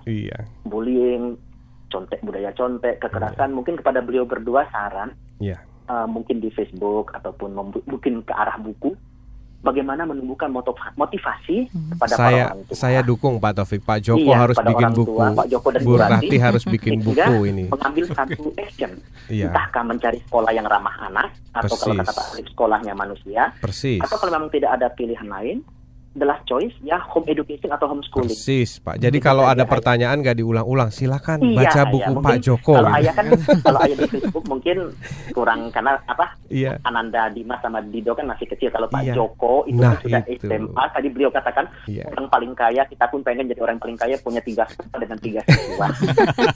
Jadi salam ayah sama Dimas, selamat ulang tahun. Oh iya, selamat ulang tahun ya. Oke, baik.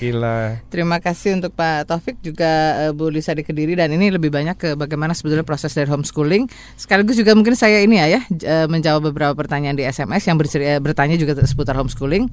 Ini ke Syarifah di Banjarmasin, Ayah Edi, Manensi, saya ingin bertanya, apa ada homeschooling di Banjarmasin? Nah, seperti apa programnya? Tolong mungkin bisa dijelaskan. Lalu juga dari 08389723 mohon diberikan kira-kira nama-nama homeschooling, tempat anak-anaknya di mana, mungkin kita bisa nanti bergabung di situ, menurut beliau seperti itu. Lalu juga ada pertanyaan dari Anissa di Surabaya, berapa sih sebenarnya total biaya homeschooling? Nah, untuk tingkat SD, SMP, SMA. Nah, apakah homeschooling ada beasiswa untuk anak yang tidak mampu? Lalu juga pertanyaan dari siapa ini? Oh ya, mohon saran juga nih, ketika kita sudah menemukan kemana tujuan anak-anak kita atau apa yang menjadi minatnya. Nah, ini bagaimana kita bisa tentunya menjembatani hal ini, dari Bu Dian di Sidoarjo. Nah, monggo, ini mungkin ke siapa dulu nih? Bu Rati mungkin ya, boleh ya? Saya coba kasih prolog dulu ya. Ayo, silakan. Kasih prolog, nanti Bu Rati sama Pak Joko akan menambahkan ya. Iya. Ya, pertama begini, saya melihat bahwa masyarakat kita masih punya pikiran kalau homeschooling itu seperti sekolah. Jadi ada gedungnya, harus menyiapkan segala sesuatu gitu ya. Kemudian ada aturan-aturan mainnya, ada pendaftaran dan segalanya begitu ya. Jadi masih ngebayangin homeschooling ini sebuah sekolah. Makanya ada pertanyaan, kalau di Sidoarjo ada nggak homeschooling? Kalau di ini ada nggak homeschooling? Jadi sebenarnya homeschooling itu nggak perlu diadakan, langsung saja kita yang mengadakan. Nah, ambil contoh begini ya. Dulu waktu saya ketemu sama Bu Rati, ngobrol-ngobrol, yuk Bu, kita bikin homeschooling. Jadi bikin homeschooling itu nggak lantas misalnya kita gedungnya di mana, ininya di mana, enggak. Yang kita pertama adalah kita mau ngapain ini, gitu. Apa yang akan kita lakukan pada anak kita. Jadi sebenarnya sederhana, homeschooling itu nanti disesuaikan dengan usia anak atau tingkatan. Nah, pertanyaan yang jauh lebih penting itu sebenarnya adalah apakah kita perlu ijazah atau tidak, itu sebenarnya. Di homeschooling itu apakah kita perlu ijazah atau tidak. Kalau kita nggak butuh ijazah, ya sudah, kita nggak usah ikut UAN. Tapi kalau kita masih perlu ijazah, kita akan ikut ujian penyetaraan yang ijazahnya sama nanti dengan UAN, dan nanti diperlakukan sama di dunia internasional ya Pak Joko ya. Begitu ya Mas Andri ya. Diperlakukan sama, tidak dibedakan sama sekali, bahkan cuma dilirik saja ya Pak Joko ya. Nah, jadi sebenarnya pertanyaan kunci kalau kita mau homeschooling itu, perlukah saya ijazah? Gitu. Atau saya tidak perlu ijazah. Kalau tidak perlu ijazah, biasanya itu tipe-tipe anak yang seperti ilmuwan ya, Thomas Edison dan sebagainya. Mungkin Mas Rian juga nanti arahnya ke sana gitu. Nggak perlu ijazah tapi dia ahli dalam bidang engineering gitu. Nah, kemudian yang berikutnya adalah kalau misalnya anak saya masih SD atau TK, apa yang bisa saya lakukan? Jadi itu bukan mengajari anak per mata pelajaran, sama sekali tidak, bukan itu, beda banget dengan sekolah. Homeschooling itu adalah membantu anak mencapai sukses sesungguhnya. Jadi yang pertama kita lakukan adalah, kalau yang saya lakukan di rumah, nanti Bu Rati sharing ya, Pak Joko juga sharing. Yang saya lakukan di rumah, anak saya usia 7 dan 8 tahun ya, 7 dan 8 tahun sekarang. Saya memperkenalkan kegiatan harian saya, mulai dari pagi sampai malam, mulai dari Senin sampai Minggu. Terus ibundanya juga diperkenalkan. Nah, karena ibundanya adalah ibu rumah tangga, maka dia memperkenalkan masalah rumah, masak, bersih-bersih dan sebagainya, semua tentang rumah. Karena itu pasti dibutuhkan kalau dia nanti sekolah di luar negeri. Nah, yang berikutnya saya sebagai seorang pembicara dan sebagainya, saya memperkenalkan. Pagi begini, nah saya ceritakan sampai dia belajar. Kemudian dari aktivitas harian itu kan akan muncul yang namanya pergi bareng ya. Misalnya kita belanja. Setiap hari Jumat kita belanja misalnya. Nah, di belanja itu jadikanlah ini unsur pembelajaran bagi anak. Kalau saya mau belanja, sebelum belanja itu buat yang namanya permainan peta, Bu. Ya. Jadi menemukan di mana biskuit, di mana ini. Nah, dia belajar tentang peta, topografi, Pak. Topografi dasar. Nah, jadi dia bikin sketsa apa namanya, hypermart gitu misalnya, atau salah satu tempat perbelanjaan, dia bikin sketsa. Ayo nak, kita akan belanja ini. Nanti setelah kamu temukan, kamu gambar ya lokasi ini di mana, lokasi ini di. Nah, di situ dia belajar tentang topografi, terus peta. Itu bagian daripada ilmu geografi. Jadi enggak terpisah mata pelajarannya. Habis begitu dia ambil bendanya. Kita perlu berapa? 2. Jadi dia berhitung 2. Kemudian harganya berapa? Kita suruh belajar, dia bayar. Ini hitung harganya berapa, kembaliannya berapa. Matematika ada di sana. Kemudian kita ajari menyapa. Ya, menyapa apa namanya kakaknya itu. Nah, itu adalah pelajaran tentang sosial. Betul. Jadi mereka praktek. Nah, dalam homeschooling ini berbeda. Kalau di sekolah itu dipisah-pisahkan, PPKN sendiri, ini sendiri, tapi anak nggak ngerti PPKN ini prakteknya apa ya persisnya di lapangan. Nah, kalau di homeschooling beda. Di homeschooling itu semua kegiatan kita ramu dalam bentuk sebuah proyek atau perjalanan. Nah, kemudian satu persatu kita sebagai orang tuanya yang memilah, oh ini di sesi pelajaran matematika, ini di pelajaran ini, di pelajaran ini. Makanya walaupun kita nggak pernah ngajarin anak hitung-hitungan, Pak Joko, anak saya ngitung uang itu pinter. Mata uang itu ngerti, pakai kode warna, uang merah, uang ungu, uang abu-abu itu dihafal betul. Kemudian hal-hal yang berhubungan dengan sapa menyapa, nanti Pak Joko boleh cerita ya, Mas Joko ya. Apakah seorang anak homeschooling itu sosialisasinya terganggu? Nah, nanti tanya Pak Joko tuh. Pak Joko sering main ke rumah saya. Nah, anak saya justru sangat ramah sekali, dan yang terjadi adalah justru orang dewasa di negeri kita itu sering gak ramah sama anak begitu. Nah, itu gambarannya. Jadi jangan kita terjebak pada pemikiran bahwa homeschooling itu adalah sebuah institusi. Bukan. Homeschooling adalah mengajak anak kita untuk meraih sukses dengan ijazah atau tanpa ijazah. Jadi itu pilihan kita. Nah, saya sendiri kalau ditanya perlu ijazah nggak ya? Buat saya, anak saya harus dapat ijazah begitu. Begitu kira-kira. Oke, pilihannya. Nah, nanti dari pandangan Bu Rati dan Pak Joko kita akan kita bagikan selepas informasi berikut. Oh iya. Karena saya sudah dikasih tahu sama Mas Bowo, kita mesti break dulu. Jangan kemana-mana, kami akan segera kembali. Kita masih punya PR untuk menjawab tadi bagaimana sebetulnya bisa memilih homeschooling, lalu juga bagaimana melihat mungkin metodenya, nah apakah juga biayanya. Nah, seperti ini juga menjadi banyak pertanyaan di komunitas saya. Edi juga banyak ya yang bertanya hal ini. Seperti yang ditanyakan oleh Inayatus Syafi'ah, juga Rati Dharma Lukitasari. Nah, ini gimana nih? Mesti rutin nggak sih sesuai jadwal? Seperti itu metodenya. Lalu juga dari Muhammad Adil di Gresik. Nah, ini beliau ingin tahu referensinya, lalu ujiannya, ijazahnya seperti apa dan bagaimana bila melanjutkan. Lalu Nurul Isnawati juga ingin bertanya, kalau di Surabaya ada nggak, di mana ini? Lalu terus sosialisasinya seperti apa? Terganggu atau tidak gitu? Apakah ini bisa dilakukan sendiri atau mesti harus rame-rame dengan kelompok? Nah, ini boleh langsung ke Bu Rati dulu mungkin ya, Bu, jadi bisa untuk masalah formalitas ijazah dan sebagainya Bu Rati lebih menguasai. Nah, nanti untuk keseharian rutinitasnya Pak Joko mungkin lebih lengkap. Silakan Bu. Yang mana dulu nih? Yang rutinitas, yang apa, metodenya mungkin ijazah ya. Iya, metodologi. Kalau ijazah tadi mungkin sudah dijelaskan sama Ayah Edi. Kita bisa kalau kita menginginkan ijazah, kita bisa mengikut ujian kesetaraan. Biasanya kalau memang kita memilih menyelenggarakan homeschooling mandiri atau sendiri, kita bisa masuk atau mengikut pada PKBM yang ada di wilayahnya gitu. Jadi kita mengacu ke sana. Dan kalau memang mengikut kepada satu komunitas itulah yang berperan untuk memberikan layanan itu gitu. Jadi yang akan mengurus pada asosiasi secara berkelompok ya, Bu, secara berkelompok. Jadi mungkin lebih enak dan kolektif lebih kolektif. Jadi ada kemudahan lah di situ ya. Itu kalau untuk masalah pengurusan ujian hingga ijazah. Yang nanti didapat ijazah kesetaraan. Gitu. Jadi Bu Rati ini adalah penyelenggara yang bersama saya, beliau di bagian operasional. yang secara kolektif akan membantu kita semua. Jadi ini jauh lebih nyaman, jauh lebih mudah, dan jauh lebih tidak mengkhawatirkan ya Bu Rati ya. Karena Bu Rati ini terus berhubungan dengan pihak formal dan institusi resmi di negeri ini begitu. Oke, apalagi kalau kita melihat sekarang ini memang sudah banyak yang menyelenggarakan hal ini, jadi mungkin kesempatan kita juga lebih mudah ya Bu Rati. Ya, tapi kalau boleh saya review lagi, tadi pertanyaan-pertanyaan yang masuk itu seolah-olah melihat homeschooling sebagai suatu lembaga. Padahal sebenarnya homeschooling itu bukan lembaga. Homeschooling adalah basisnya home education.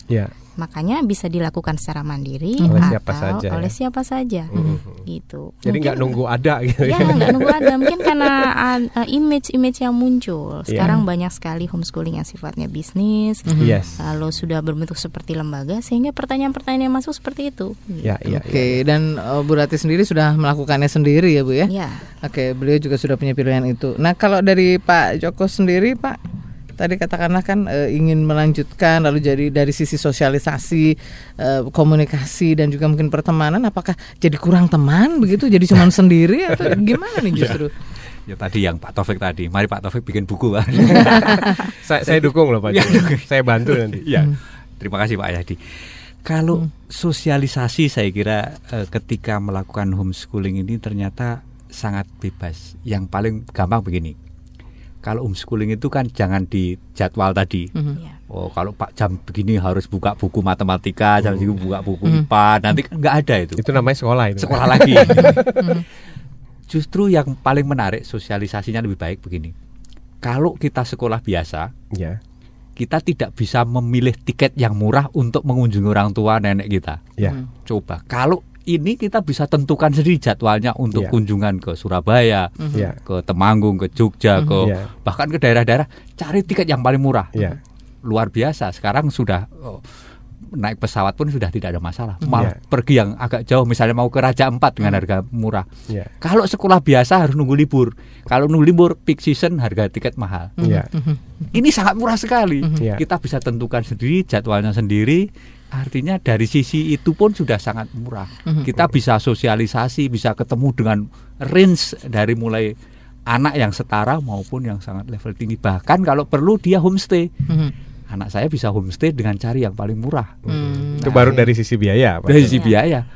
Sosialisasinya kalau katakanlah anak SMA kok bisa ketemu dengan profesor, ketemu associate profesor, ketemu doktor, ketemu penyelam, ketemu masyarakat, dan itu ngobrol santai ya Pak. Ngobrol santai. Bisa 1 jam itu. Ada satu cerita yang menarik terakhir kemarin itu. Anak saya itu mulai dari pulau A ke pulau B 1 jam itu ngobrolnya yang belum pernah diceritakan ke saya. Artinya profesor itu sebenarnya dekat dengan saya, tetapi nggak pernah cerita itu. Tapi dengan anak saya bisa cerita bagaimana proses dia menjadi profesor, bagaimana dia pernah ditolak S3-nya, pernah ditolak waktu masuk S2, tapi bisa langsung keluar semua dengan anak saya yang levelnya jauh di bawah ya. Artinya lebih mudah. Artinya itu sosialisasi yang real. Kelihatannya, mohon maaf sekolah kita ini sosialisasinya satu kelas dengan seragam yang sama, dengan jam yang sama. Saya yakin tidak sosial. Itu sosialisasinya semu. Malah persiapan strategi tempur kemarin yang diliput RCTI itu. Jadi tempur itu disiapkan di kelas itu yang saya sangat miris sekali ketika sosialisasi yang hakikatnya diciptakan di sekolah malah justru strategi untuk melawan kelas yang dekat, yang berbahaya. Sekolah di tetangganya sangat dekat. Nah ini saya juga sangat tertarik dengan Ayah Hedi tadi ketika saya berkunjung ke rumah. Putra Ayah Hedi itu si Mas Dido. Itu kalau bukan homeschooling mungkin tidak seperti itu. Artinya begini, ketika saya datang ke rumah itu yang menyajikan minum itu putra yang baru homeschooling. Bahkan levelnya mungkin SD. SD saja masih tumpah-tumpah, tapi menarik. Sejak 6 tahun itu. Artinya apa? Saya ke sekolah, bertamu ke tempat yang sekolah formal, itu tidak pernah kalau bahasa Jawanya diladeni. Aduh, sajikan anak yang seperti itu. Artinya itu empati yang barangkali kalau anak yang sekolah biasa itu tidak akan mau. Bahkan pernah ada satu kalimat begini, ibunya itu belanja beli minuman dari kelapa yang dibakar itu ayah dia itu ibu-ibu itu begini, udah nanti dibawa pulang aja, nanti kan ada si anaknya kan bisa motongin. Apa mau dia kalau begitu? Itu seorang ibu yang mau beli mestinya kalau di rumah terus nanti dibantuin si anaknya. Ini dia komentarnya, nggak mungkin anak saya bisa bantuin seperti itu. Orang tua juga punya ini Pak ya, komentar seperti itu ya, seperti itu. Luar biasa. Padahal anak saya setiap tamu diperlakukan seperti itu. Artinya ini pengalaman yang sangat berharga ketika sekolah tidak bisa menciptakan seperti itu, berarti mohon maaf sekolah ini gagal. Ini yang harus diperhatikan oleh pemimpin-pemimpin kita.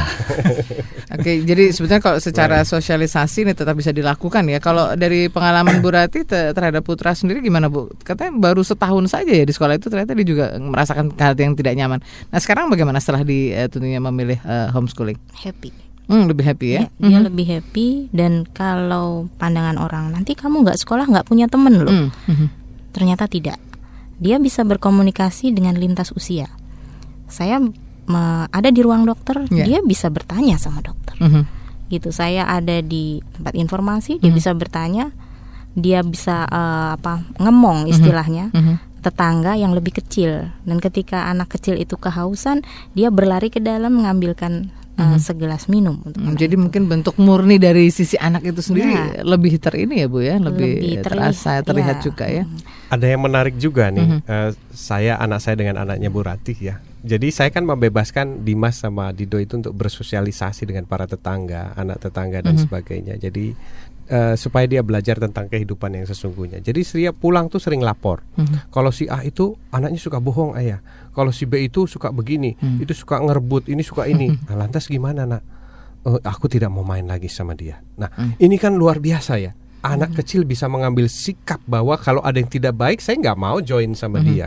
Nah, bayangkan kalau misalnya ini dimiliki oleh anak-anak SMA kita, mungkin nggak ada tawuran kan? Nggak terjadi ya? Iya, kalau sejak kecil dia sikapnya seperti itu. Gitu. Nah kemudian dia mulai bisa menilai tentang etika moral yang distandarisasi di Finlandia. Nah ini di homeschooling ada nih ternyata. Jadi kalau ketemu sama Noval, anaknya Bu Rati, anak saya selalu bilang, aku cocoknya main sama Noval. Noval itu begini.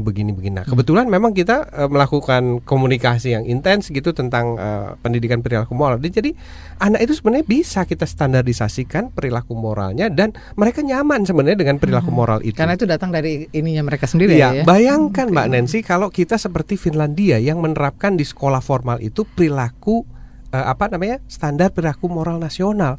Jadi anak-anak itu se-Finlandia akan sama ya, cara dia begini, cara dia smile dan sebagainya. Nah, ini menawan sekali gitu. Tapi nggak apa-apa kalau kita belum bisa melakukan secara nasional, kita lokalan dulu Pak Joko. Gitu. Tapi harus berharap ke sana mestinya ya. Bu Rati, ada nggak informasi kalau kita ingin tahu bagaimana ingin bergabung di satu homeschooling atau seperti itu, informasi seputar homeschooling, di mana kita boleh mencarinya? Bisa kita googling aja di internet. Kalau memang kita masih punya mindset bahwa homeschooling itu adalah suatu lembaga pendidikan, itu banyak sekali. Banyak penyedianya ya. Banyak penyedia, dan kita tinggal memilih gitu, karena mereka menyediakan ya, kita tinggal seperti sekolah. Menyerahkan lalu prosesnya berlangsung di sana. Dan itu bayar mahal biasanya ya. Ya, pasti ada ketentuan yang kurang lebih sama dengan sekolah. Iya, karena kita sama menyerahkan kan gitu. Sama menyerahkan. Kalau saya dengan Bu Rati itu lebih ke penyelenggara dalam bentuk komunitas ya Bu ya. Kita lebih mindsetkan homeschooling itu sebagai suatu pendidikan, basisnya home education. Jadi kita tidak menjadikan itu suatu lembaga, tapi suatu komunitas, di mana dengan adanya komunitas kita bisa lebih mudah untuk bergerak. Sharing. Ya, saling sharing antar orang tua. Nah Bu, kalau mau dapat informasi selengkapnya kemana nih ngubungin Bu Rati? Pasti kan banyak nih dari Smart Listener yang ingin tahu ya, ingin ngobrol mungkin lebih mendalam hal itu ya. Siap-siap Bu Rati. Bisa lewat email, ada emailnya untuk homeschooling. hscintaanak@gmail.com. Atau ke Facebook sama hscintaanak@gmail.com. Di situ Lalu ya itu dulu mungkin karena sejauh ini pertanyaan yang masuk sama. Gitu, saya setuju Bu Rati tadi usulan Pak Taufik ya. Bu Rati membuat buku. Jadi apa sih homeschooling itu? Jadi pertanyaan itu perlu dijawab lewat buku Bu. Jadi setiap kali ada yang masuk mungkin Ibu bisa beli buku ini sebelum bergabung sama kita gitu. Jadi mungkin ada penjelasan lebih lengkap gitu ya. Iya, karena sebenarnya kita hanya keluarga kolektif saja yang kalau mengurus sesuatu mungkin bisa bareng-bareng kan, jadi lebih jelas, lebih murah dan sebagainya. Jadi nanti bisa gabung di HS ya, homeschooling ya, singkatan dari homeschooling cinta anak @gmail.com ya, untuk bisa nanti diskusi dengan Bu Ratih langsung dan juga komunitasnya. Baik, jangan kemana-mana, kita mesti lewatkan lagi beberapa pesan berikut dan setidaknya masih ada satu sesi lagi dan kita ingin diskusi sebetulnya 10 tanda kemunduran bangsa itu apa yang perlu dicermati. Mudah-mudahan dari apa yang kita bahas ini Ayah ya, tidak terjadi lagi tawuran, harapan kita seperti itu ya. Amin. Tema Home Education bersama Ayah Edi dan juga tamu-tamu beliau, ada Bu Ratih dari penyelenggara homeschooling Cinta Anak dan juga ada Pak Joko yang orang tua yang tentunya kita undang untuk sharing tentang pengalaman beliau memilih homeschooling untuk putra-putranya. Dan ini kita sudah sampai di sesi terakhir. Mohon maaf untuk kalian yang ingin bergabung di line telepon, sudah terbatas sekali waktunya. Dan mudah-mudahan apa yang tadi kita coba jawab dari beberapa SMS ya yang bertanya tentang homeschooling dan juga beberapa pertanyaan melalui komunitas saya Edi ini juga sudah bisa menjawab bahwa ternyata itu bisa dilakukan secara mandiri seperti penjelasan Bu Ratih tadi. Dan kalau biaya sih bisa jadi pilihan ya Pak Joko, tinggal mau yang mana nih gitu. Jadi biayanya bisa menjadi lebih murah begitu ketika kita memang tahu si anak ini punya minat apa dan kita bisa membantu untuk menyediakan sarana dan prasarananya. Nah, Ayah, kita kembali lagi tadi bahwa ada satu hal yang itu bisa terjadi ketika memang banyak hal yang tidak bisa dikomunikasikan dengan baik. Katakanlah tadi mungkin dari sisi bagaimana pola kita, pola asuh kita, lalu juga mungkin sistem di dalam pendidikan kita. Nah, ini untuk bisa menyikapi carut-marut yang terjadi, katakanlah tadi tawuran yang ada saat ini, apa sih sebetulnya yang perlu kita juga lihat dari 10 tanda kemunduran bangsa yang tadi barusan satu saja kita ulas ya, mungkin Ayah bisa tambahkan beberapa di antaranya, apa sih yang sebetulnya perlu kita sikapi dari hal ini Ayah? Begini, karena jumlahnya 10, waktunya terbatas, lebih baik nanti besok saya upload saja di Facebook dan bisa lihat baca. Di sana ya. Ya, tapi yang menarik yang ingin saya sampaikan adalah begini. Ada negara di dunia yang ada satu negara yang dinyatakan sebagai memiliki sistem pendidikan terbaik di dunia. Yang tadi kita barusan ulas adalah Finlandia, di mana tingkat kejujuran, tingkat moral dan tingkat ramahnya standar di sana. Nah, apa sih yang menarik yang mereka selenggarakan hingga negaranya dikatakan sebagai negara yang memiliki sistem terbaik di dunia, sistem pendidikan? Coba kita perhatikan, apakah sulit seandainya kita mau menirunya? Yang pertama adalah saya dapat informasi dari salah satu sekolah Singapura. Di sini ada 4 hal yang perlu kita garis bawahi. Yang pertama tentang akreditasi. Jadi kalau di Indonesia itu ada akreditasi sekolah oleh pemerintah. Jadi sekolah terakreditasi B, terakreditasi A, sekolah unggulan, sekolah favorit. Di Finland tidak ada. Jadi pemerintah tidak memberikan akreditasi, tapi yang memberikan akreditasi adalah masyarakat. Jadi masyarakat langsung menilai ini sekolah-sekolah yang ada. Kalau sekolahnya kira-kira menjadikan anaknya seperti anaknya Pak Joko Mogo, anaknya Bu Ratih berubah gitu ya, itu langsung orang tua menarik dari sekolah itu dan sekolah itu ditinggalkan. Nah, ini lebih pahit lagi nih kalau akreditasi dari masyarakat karena langsung dan itu lebih real begitu. Dan tugas pemerintah adalah bukan mengakreditasi sekolah, tapi membantu sekolah-sekolah supaya bisa diterima oleh masyarakat. Jadi kalau yang merasa kesulitan masih diterima di masyarakat itu dibantu oleh konsultan. Oh begini sehingga akhirnya sekolah itu diakui oleh masyarakat.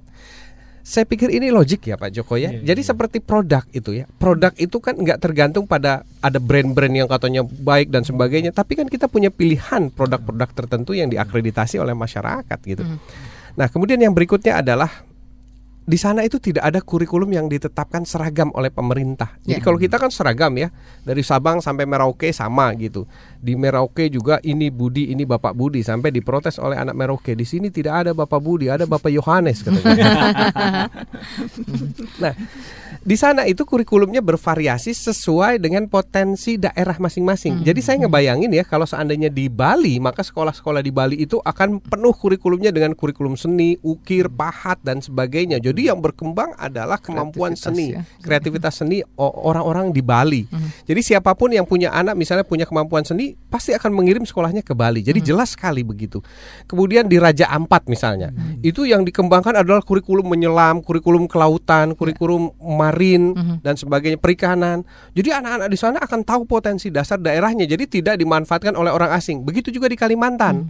Jadi kurikulumnya berhubungan dengan batuan alam, sumber daya alam dan sebagainya, kehutanan, sehingga anak-anak Kalimantan akan mampu mengolah wilayahnya sendiri. Jadi bukan perusahaan tambang yang datang dari Malaysia, dari Singapura dan sebagainya mengambil. Ada banyak putra-putra daerah yang kira-kira begitu. Ya? Nah, di sana di Finlandia itu diizinkan sekolah-sekolah itu membuat kurikulum. Jadi katanya begini alasannya. Jadi kalau seandainya kurikulum itu jadi salah dan keliru, maka tidak ditanggung oleh seluruh bangsa.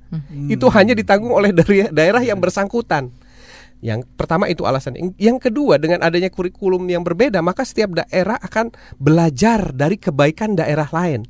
Kesuksesan daerah lain. Ambil contoh, kita lihat ada kampung Inggris ya di Jawa ya, kalau apa itu namanya? Di Kediri. Nah, kalau seandainya dia berhasil kan semua mengirim anaknya ke sana dan mencontoh begitu. Itu salah satu wujud dari tidak adanya kurikulum tunggal. Nah, kemudian berikutnya adalah yang menarik nih Mbak Nancy. Di sana tidak ada UAN. Tidak ada ujian negara. Tidak ada anak diuji dengan soal yang sama. Kenapa? Karena tiap anak punya kecepatan, daya tangkap dan bakat yang berbeda. Jadi nggak bisa diukur dengan proses yang sama. Masing-masing anak itu cara ngukurnya adalah dengan portofolio. Portofolio itu adalah hasil-hasil karya dia selama 1 tahun. Jadi seperti anaknya Pak Joko tadi, Mas Rian punya sertifikat-sertifikat, itu yang dijadikan ukuran. Dan keempat, Mbak, di sana itu tidak ada standarisasi nasional kecukupan nilai anak. Jadi KKM, standar kecukupan nilai minimal, Bu Rati. Kalau nggak cukup nggak bisa lulus. Yang ada di sana adalah standar nasional etika moral anak. Justru etika dan moral yang lebih ditekankan ya? Iya, yang distandarisasi secara nasional etika moral. Jadi bukan nilai. Kenapa? Karena nilai itu nggak bisa distandarkan. Apa bedanya 6 di sini, 6 Merauke, 6 di Jawa misalnya untuk matematika? Apa yakin kalau misalnya nilai matematika 10 dia akan jadi ilmuwan? Jadi standarisasi moral itu pasti. Nah, standarisasi nilai itu dihitung berdasarkan karya anak. Jadi anak itu karyanya seperti apa dari hari ke hari. Ini yang menarik, Mbak. Saya pikir kalau ada niat sih nggak susah, Pak Joko. Tapi kalau misalnya secara institusi susah, ini di homeschooling mudah sekali nih. Betul. Jadi pilihan kita ya itu tadi mulai dari keluarga kita ya, yang terkecil, lingkungan terkecil kita ya. Oke, sayang sekali waktu kita sudah mepet sekali. Bu Rati, terima kasih sudah hadir dan meluangkan waktu untuk berbagi, dan saya rasa juga banyak yang bisa mendapatkan manfaatnya dari apa yang diulas. Dan nanti untuk informasi selengkapnya bisa gabung dengan Bu Rati di HS Cinta Anak. Ini digabung ya, @gmail.com. Ini homeschooling Cinta Anak. Jadi nanti bisa diskusi lebih panjang lagi dengan Bu Rati. Dan Pak Joko juga terima kasih ya Pak. Sudah berbagi. Salam buat putra-putra dan Ibu. Dan Ayah Edi terutama. Terima kasih Ayah. Terima kasih kembali Mbak Nancy. Sudah melengkapi kita lagi di Selasa malam ini untuk mendapatkan satu informasi yang lebih lengkap. Dan semoga ini menjadi pilihan yang lebih tepat untuk kita bisa menyikapi, dan setidaknya mungkin 10 tanda kemunduran bangsa ini bisa kita mulai dari lingkungan keluarga kita untuk bisa menyikapi hal ini sehingga tidak terjadi lagi hal-hal yang tentunya miris ya, yang bisa menyebabkan adanya korban jiwa. Terima kasih sekali lagi dan kita ketemu lagi di Selasa depan. Saya Nancy Bukukinta. Saya Ayah Edi. Let's make Indonesia strong from home. Telah Anda ikuti Indonesian Strong from Home bersama Ayah Edi. Untuk konsultasi dan seminar, hubungi 0816 182 2323.